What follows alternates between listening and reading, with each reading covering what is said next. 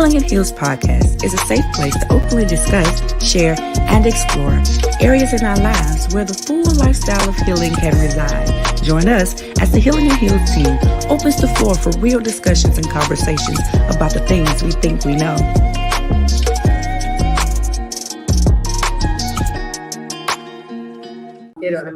Hey guys, Hey. welcome to Healing in Heels. Happy Sunday. Sunday. What you don't know, is we just did all this and we weren't live. So we like for real. So happy Sunday to you guys. We are excited to have this episode of Healing in Heels because we're going to be talking about Inside Out 2. We went to see the movie, guys, and the revelations have been pouring out, okay? I know you've seen clips where they say, anxiety, let her go. And then the shout track again. We laughed at them all. Yes. But the truth of the matter is, if you have not had a chance to see Inside Out or Inside Out 2, this is no sponsored video or advertisement by any means. It's just good common sense. Yeah. Go see the movie. It's really impactful. It's really impactful. If you have children, take them. If you're grown, take them. Yeah. If you have any breath in your body, go see it because it deals with our emotions, which we all think that we know. Come on. And come to find out, as we watched the movie, it revealed that we really didn't know it as well as we thought, which is generally the case for us. Yeah. So we're going to talk about the things that we think we know. We're going to talk about the characters the emotions in the movie that we most related to and most were kind of representative of our personality overall. We're going to talk about exactly what that personality island is starting to look like. Because that was the thing in the movie that really didn't get a whole lot of attention, but needed a lot of attention. And we're going to talk about the revelations that we gained from the movie. And we're going to hopefully help you heal in the emotion area, which I'm sure you think you know. So I'm going to start it out. My emotion that I related to the most was anxiety.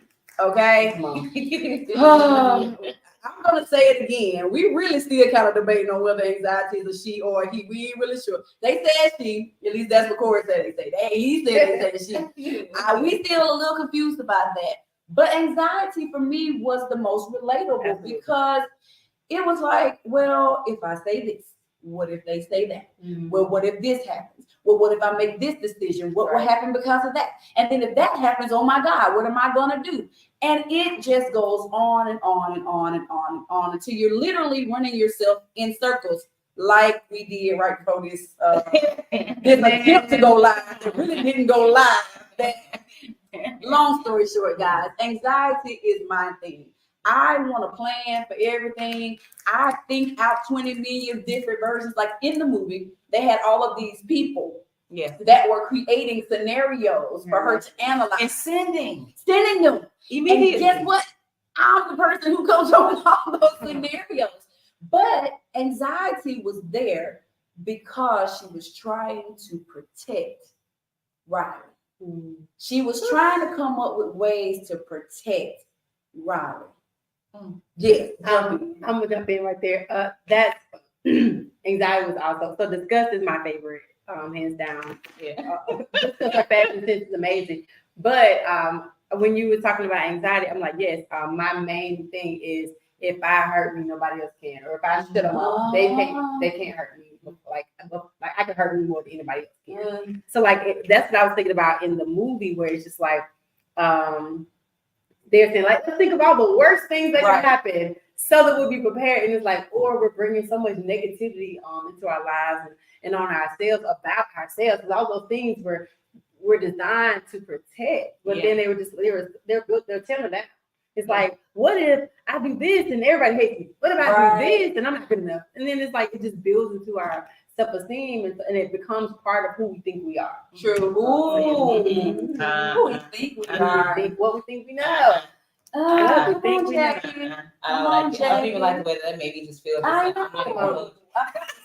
From the inside. From the inside. Because while you were talking, I was just sitting here thinking about how when they were presenting all of these negative ideas, but when Joy was inserting the good, anxiety was like, no,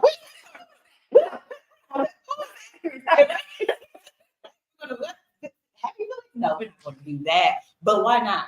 Why can't anxiety produce what, like, because again, anxiety is my second nature. And I had a conversation with someone a couple of weeks ago, and they told me, they was like, yeah, you have, they asked me a question about something, and I started sharing my thoughts and emotions and feelings about it. But what they noticed, and because I'm trying to hurry up and get it out and get over with it and move on, she's like, yeah, you have anxious energy. And I was like, wow. I don't like that, because I can hear it even now. I'm excited. I'm trying to get it out. I'm trying to get it over with. And so I'm like, and these were good things. So even good things for me can present anxious activity like in my body and in my form. And I'm just like, So what emotion was yours? Like, okay, so mine was anxiety. Bree loves disgust. Yes. Where's I present first with joy.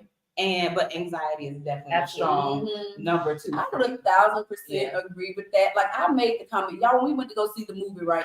We're literally walking up the stairs, and we're going to the very top, right? And so we're walking up the stairs, and she's like, yeah, getting my hip flexors in, you know. And literally in the movie, as they're going the long way, right? Joy says the exact same words, and I look at Jackie like this. It's ridiculous. Like, bro, you're clearly joking. Like, you're clearly joking. She was discussing about the whole movie. So, okay, I have anxiety. Bree has discussed. You have joy / anxiety. Corey? Ennui. Absolutely. Absolutely. So we was boredom. Yeah. And I using Jackie's word, present boredom. And it's if I don't seem as excited, it's hard to let me down. Like, come on, children of the generations for now. Like, I mean, that's cool. Yeah. So even when we had a meeting this week, it was a really good meeting. And my excitement was, through the roof. Yeah. And my response was, I'm very excited. That's exactly how he said it. Like, I'm in there going, yeah. He was like, I'm very excited. Right. And I was just like, Joker. Wow. Okay. But part of that is, it is to protect myself. Absolutely. Yeah. Completely. Yeah. Disappointment. And kind of what Bree was saying, like, you can't really hurt me if I'm in my little box. It was a good movie. Yeah. It was a good movie. Joy, to me, reminded me of how I act, like at work. Okay. I won't say.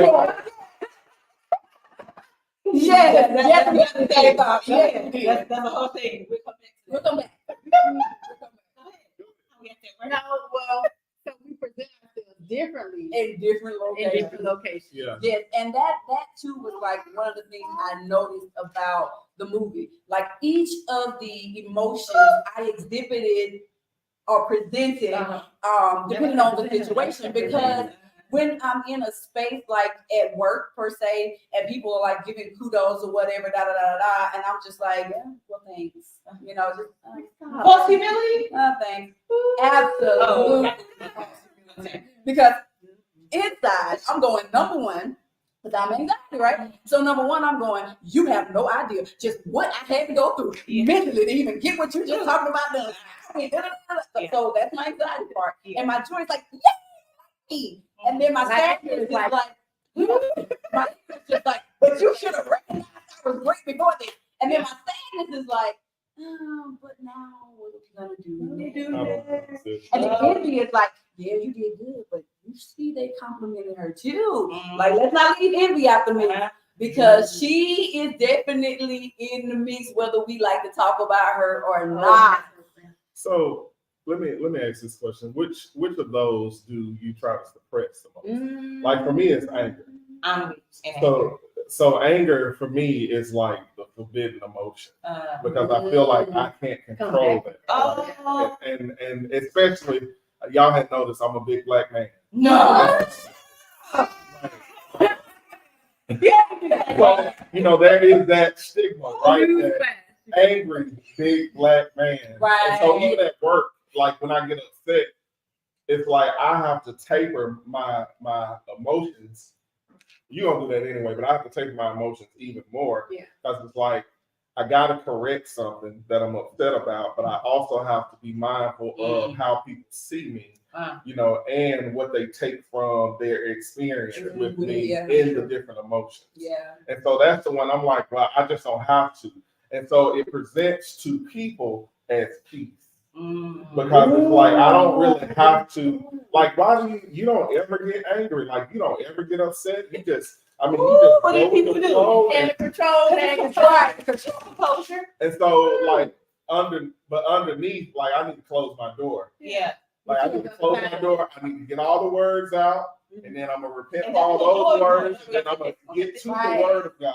To okay, now I need real peace, right? Because I'm mad, and I want to say what I want to say, but it's not anxiety, but it is a preparation that I go through in my mind that I know if I say this, it's gonna affect this person this way, and that's gonna trickle down to this. So I have to go back. You know, I got to take all the things. I got to suppress the way that I want to respond and think through that, and then respond in a way that HR don't get called on me. And, you know, and then still deal with my emotions behind the scenes because I'm still mad, right? And I got to do something with that. So that's the one that is just like, let me just, you know, we don't really have to do nothing with this. What about you? I remember being in counseling, and she asked my counselor at the time. She asked me, she said, "Do you know when you're sad?" And when I say I got so upset about her asking me if I was, because I'm like, what question is that?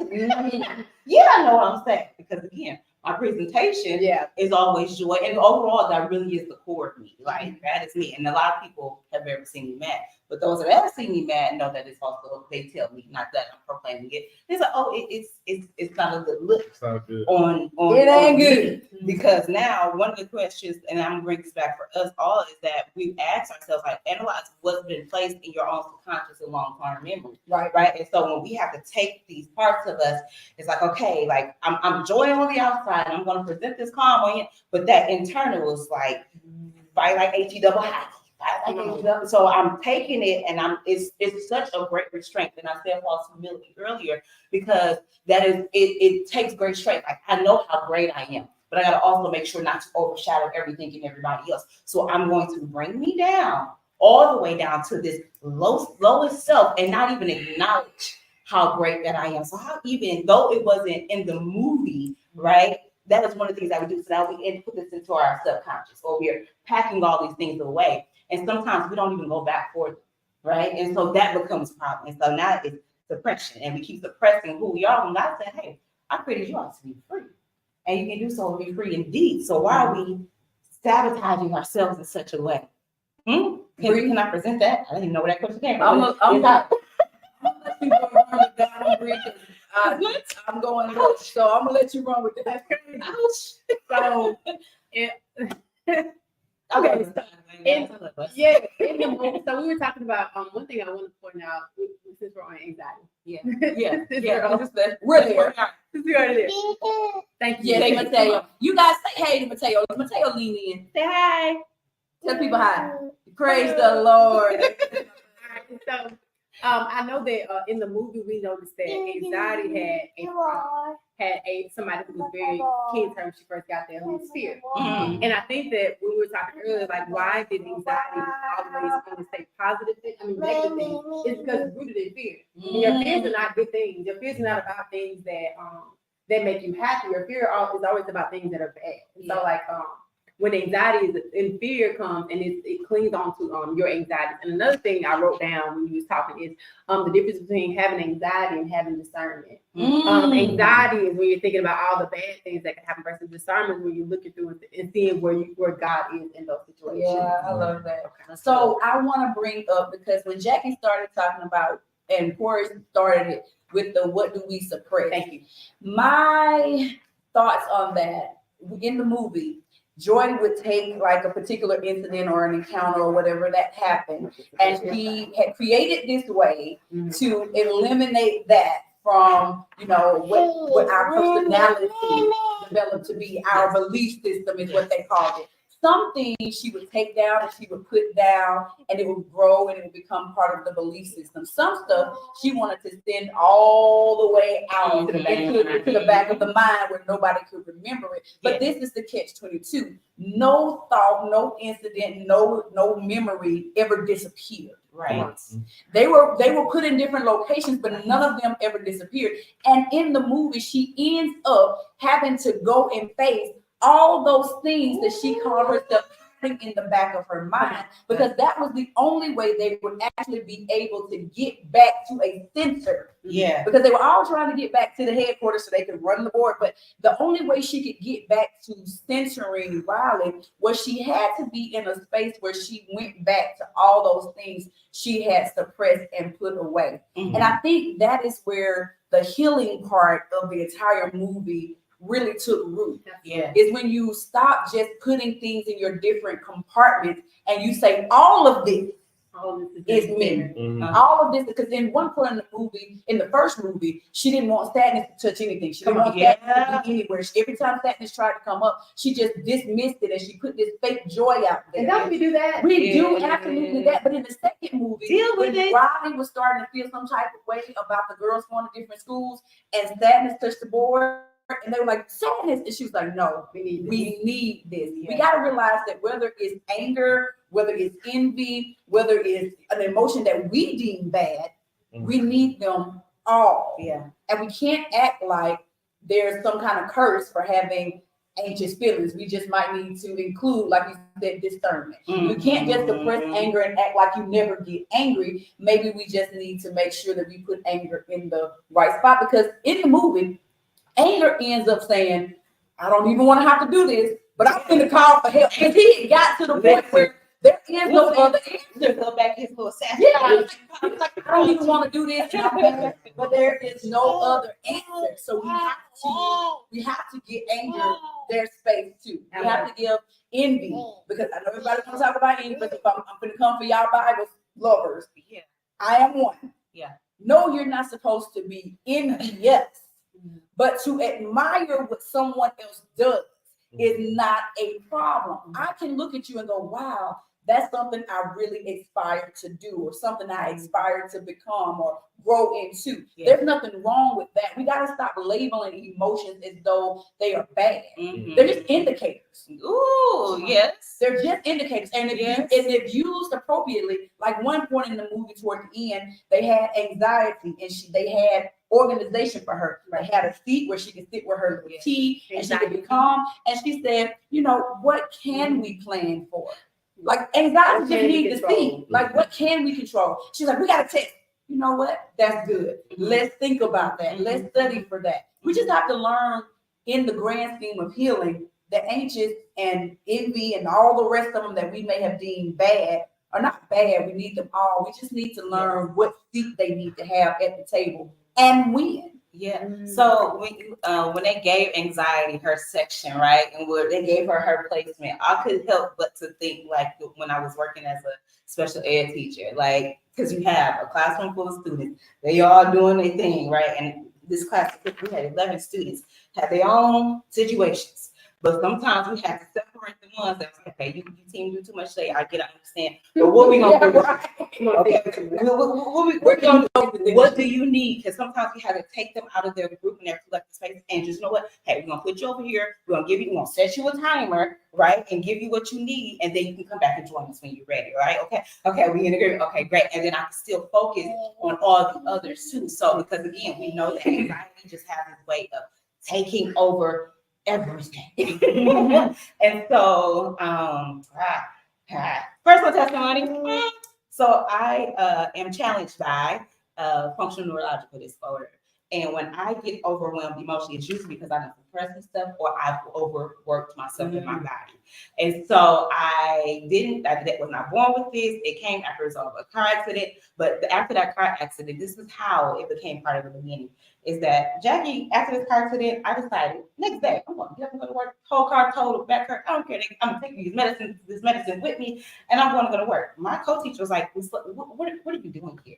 I was like, I'm okay. I'm good. I have literally, my neck was gorging on this side, just full of blood, and just I can feel it building. I broke up fights this day. Yeah, I thought it was a good idea. But because I was like, I had things going on at the time. I was married, so I was like, I don't want my husband to think that he has to carry this load by himself. I still got to get up and do, right? Not knowing that I was, in my mind, I'm doing everything in good pace, just like anxiety was. Everything, I'm doing this for us, this collective space. And so, but you're ignoring you.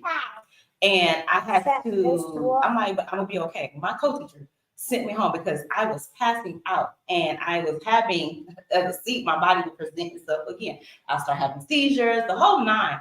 I'm okay. I'm not going to, because I feel it coming on so tough, and I don't know what. After the third time I'm gonna have seizures from that, I'm not going to drive myself home. Somebody text me. Great ideas. Yes, great. Wonderful ideas. Let us know when you make it home. I had to pull over. Yeah.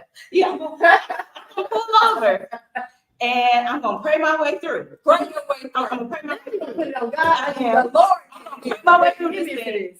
And Lord, just let me make it to my grandmother's house. She was the closest house. I can't even drive all the way up all the way up to the state to my house.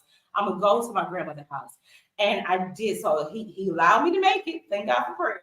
He allowed me to make it. But by the time I made it to my grandmother's door, I'm literally leaning up against the door and I just tapped like this. You can't even hear my text because my body has already endured so much. So by the time they open the door, I pretty much just collapsed in their arms of what happened because I didn't take the time to, hey, go sit down somewhere. So if you're taking notes, go sit down somewhere, right? And allow your body to go through the motions. Don't ignore it because that we are here not just to talk at you, right? We're collectively sharing with you, but we have to deal with what is actually what our life is showing us, what God is even trying to get us to see sometimes, because I fight him in resting. Oh, yeah. When he tells me to rest. But what am I resting from? I got something to do. I'm at home. No. Sometimes it's spiritual rest. Sometimes it's a rest from works. Yeah. Sometimes it's like, okay, I need you to rest for this thing today because I got something else for you to do. You don't know what, we don't ever know what's coming up ahead. We don't even know that tomorrow or even the next 20, 30, 40 minutes is promised to us. Yet, we, again, trying to be in control, because that's what was happening. That's what was happening. We're trying to be in control and trying to contain all these things that, again, the pastor writing was talking about, hey, the Lord is going to go fight for you. He's going to go before you. And we know that in theory, but when it comes to application, we ignore it, saints, because I'm talking to the saints, right? Believers. So I think, as Christians, that's one of the first things we say is God is the head of my life. But we think we're more important than the head because that's why we feel like, if I'm not there, it's not going to work. Yeah. I gotta be a part. I can't sit down. I can't rest. I can't get out of the way.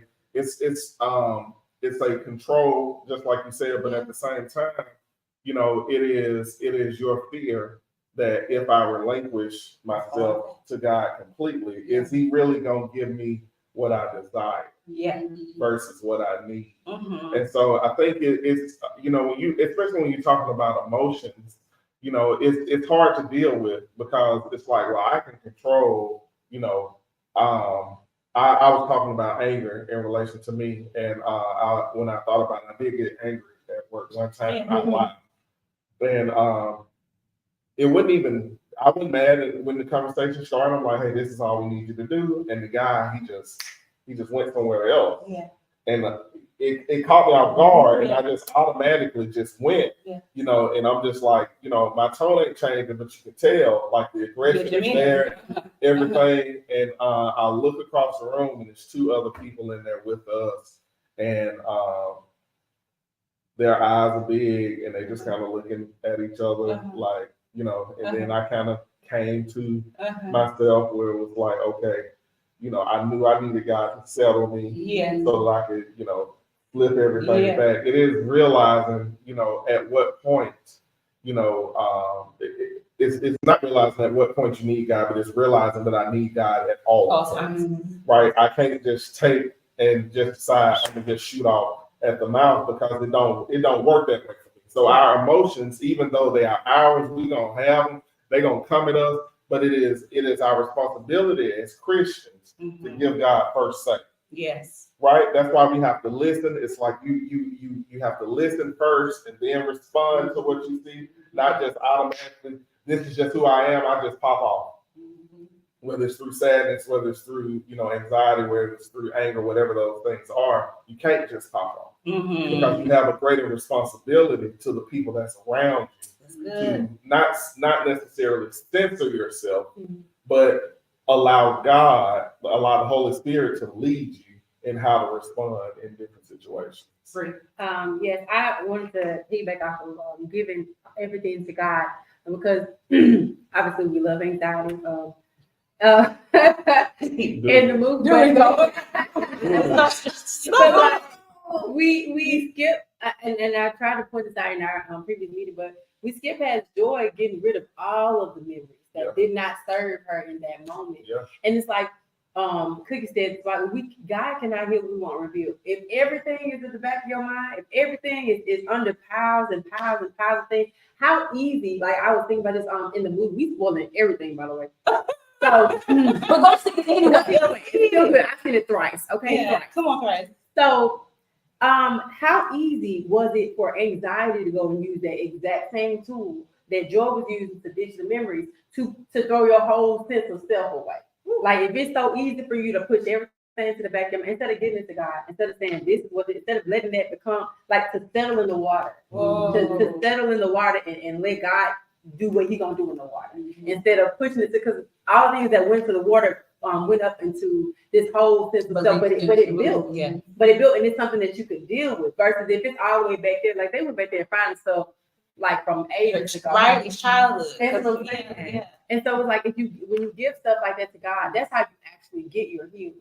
If it's back, like you'll think like, we talked about this a while ago when the therapist came to our church, you'll think you got over stuff until you see it again. Yeah. And so it's like we can't, like that's a false sense of healing as well. Yeah. It's like, we're over it because it's way, way, way back there. But the second time I do something that look like, feel like, sound like, talk like that, and it's like, I don't like you, I just don't like you. Yeah, what she brought up was that that healing is actually rehearsing the trauma. Is one of the things that she brought up. Yeah, because we got to go back and get it. Yeah, you got to go back and get it. So the personality island, she wanted to go to that. Yes, personality island was the thing for me. Before I jumped there, though, I want to say that when we were getting ready for this particular episode, Bree brought up something that we had discussed on the previous episode about accommodation. Yeah. And a lot of times that is exactly what we're doing with our emotions. We're just accommodating them.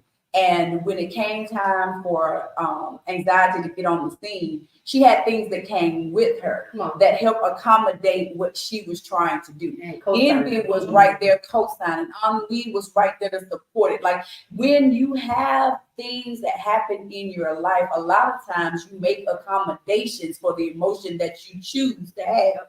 And in those moments, we got to take a step back and just say, okay, think about the time when Riley was asleep in the movie and all of the emotions were asleep. She didn't stop breathing. She didn't stop thinking. Her blood didn't stop flowing. Like God was still guiding, even though the emotions had took a nap. Sometimes our emotions need to take a nap. Like there's nothing wrong with having emotions. Like I said, they're indicators, but sometimes you need to let your emotions just take a nap because God still was guiding the whole time y'all was asleep. When y'all woke up, it was still stuff going on. God don't sleep, nor does he slumber. But sometimes our emotions might need to take a seat back. Now, back to that personality island.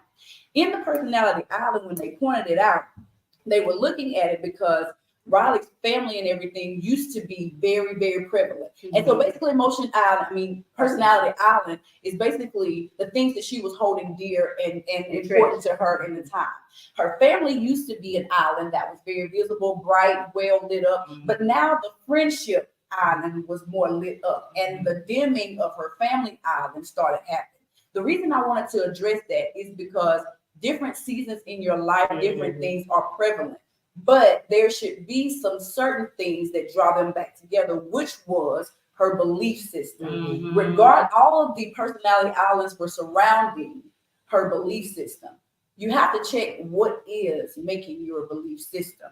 Whether you are believing the lies that you told yourself through false humility, or whether you suppressed emotions and you created that version of yourself where you believe that you're just never angry or that you can't control it. What makes you think, and this is not an attack, what makes you think you won't be able to control it? Like what makes you think that you won't have enough strength to make that emotion sit down like anxiety did? Like what makes you think you don't have a direction that you can give it? I was gonna say what makes me think that is a limited experience with it. Yeah. Right. So I don't have as consistent a relationship with all the emotions. So I just feel that up in my mind that this is what it is. Yeah. And it's Right, easier so to push it away. It's just easier. It's easier to push it away. In the movie, that was one of the big things. We already went over that when all the memories came flooding back. Yeah. And all those memories had, and I thought about myself. I'm like, if I only thought about the good times that I had in life, I would be a very weak individual. Like I wouldn't know how to respond when negative things happen, because that's my only focus. Is I want to be happy. I want to be nice. I want to be treated well. Well, when that doesn't happen, how do I respond to that? I don't know, because my focus, my attention is not on that. Right. And so, if we think about, being God-led, it says in the scriptures there's a time and a place, a time and season for everything. Right? So it's going to be a time when I'm going to get angry, right? But God already got that. God already covered that. It's going to be a time where I might get, some anxiety, but there's scriptures to back us up. And if we are, if we're feeding ourselves the right things, right? Instead of me feeding myself, false humility, or feed myself anxiety, and I feed myself the word of God, which gives us direction, right? If we really, if we want to control those emotions, the scriptures give us direction in that, right? And so if in my mind, I'm like, anxiety is my thing, and I want to control, okay, God, where are the scriptures about control, about self-control, about controlling my environment, about my territory, and discipline, and all of these things, so that I can feed myself that. That way, I feel like I have something tangible that I can do to line up my direction, right? And the same thing with any of the emotions. And you can Google it.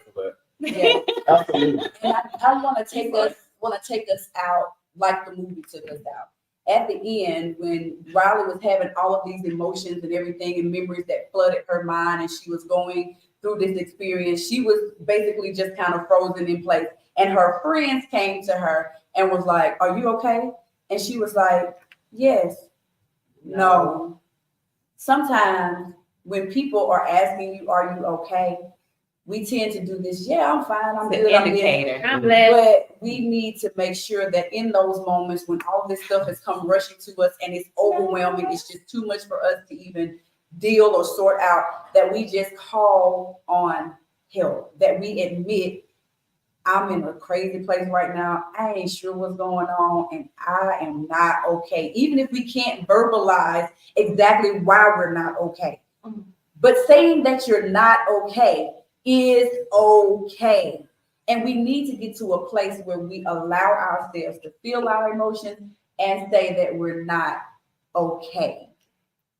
Can I just say that the friend name was Grace? Yes. And Grace asked you, "Are you okay?" And you tried to lie to Grace. Yeah. But Grace already knew you weren't okay. Because Grace don't give you what you don't deserve. Because Grace was the one who she pushed. Right. And so that's, I just was like, hold up. I thank everybody for joining the episode today. I hope that you go see the movie. Yeah. This is all the things that we got out of it. Well, this is some of the things. We got a whole lot out of the movie, okay? And we can only share so much in a limited amount of time. But we hope that you are joining us on our next episode of He Heals, because that is who comes next. So coming up in 2 Sundays, not next Sunday, but the following, which will be on the 21st of July, we will have our He Heals team, and they will be running the podcast for that Sunday. So we'll have Mr. Leon Cotton and Corey Griffin, and they are going to come to you with some amazing things about balancing and talking about men issues and how to heal in those things that they think that they know. So until the next episode on July 21st at 3 p.m. Central Standard Time, we want to say bye-bye. Hopefully you're healing the things that you think that you know. Hi. All right now. I'm down to win.